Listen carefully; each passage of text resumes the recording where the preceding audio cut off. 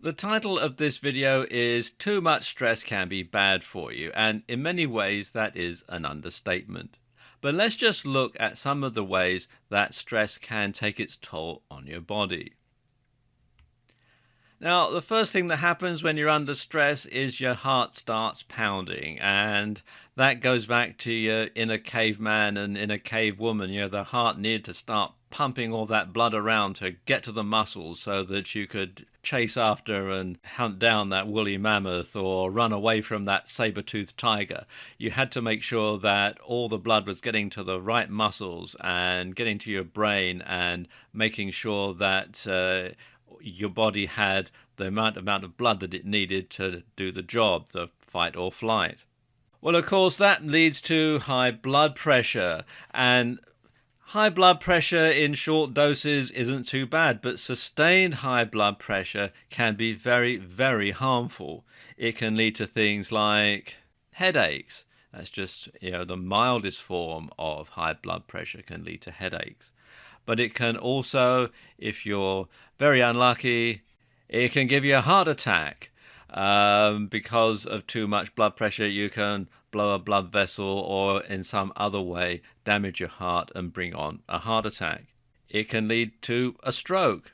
And then, of course, with all that blood pumping around and that heightened state of awareness, your body releases all sorts of endocrines and glucose and various things to make sure that your muscles have all the extra nutrients that they need.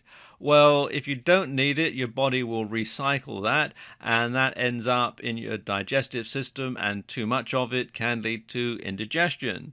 And in its mildest form, that can lead you to heartburn. In its extreme form, if it carries on over a long period of time, that can lead to stomach ulcers. Stress can also take its toll on your reproductive system. In women, this can mean an irregular menstrual cycle. In men, this can mean erectile dysfunction.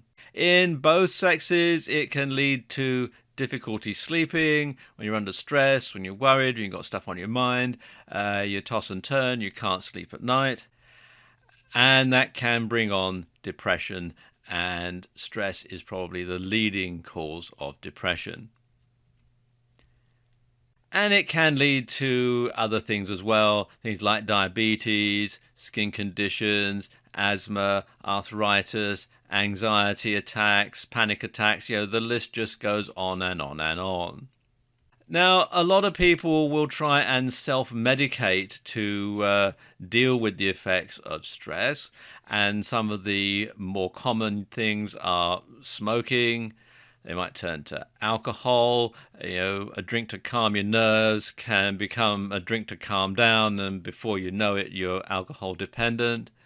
They can take over-the-counter medications.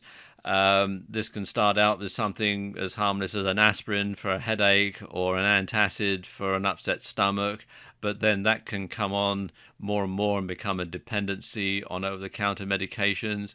People can start taking natural remedies. There's nothing wrong with natural remedies, but if you don't know what you're doing, they can be very harmful. And finally, people can start taking lots of prescription drugs, either ones that are recommended by their doctors or something that somebody gives them. We've all been there. We've all had people at work who say, oh, you've got this sort of problem. Here, try this. My doctor recommends these. So you start taking somebody else's prescription drugs without really knowing what they are, and that can lead to quite serious health problems. And of course, smoking, alcohol, and other things here also have their own health problems associated with them in addition to the stress. So you might end up having even more health problems brought on by the things that you're doing to try and combat the stress. So it becomes a really vicious circle. Now, according to the website webmd.com, 43% of all adults suffer adverse health effects from stress. And 75 to 90% of all doctors' office visits are for stress-related ailments and complaints. In the US, the Occupational Safety and Health Administration, better known as OSHA, declared stress a hazard of the workplace. And stress costs American industry more than $300 billion annually. And the lifetime prevalence of an emotional disorder is more than 50%, and this is often due to chronic, untreated stress reactions.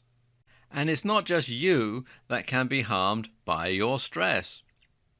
It can be very harmful to your family, especially to your kids, and I'm going to talk about how it affects them in the next video.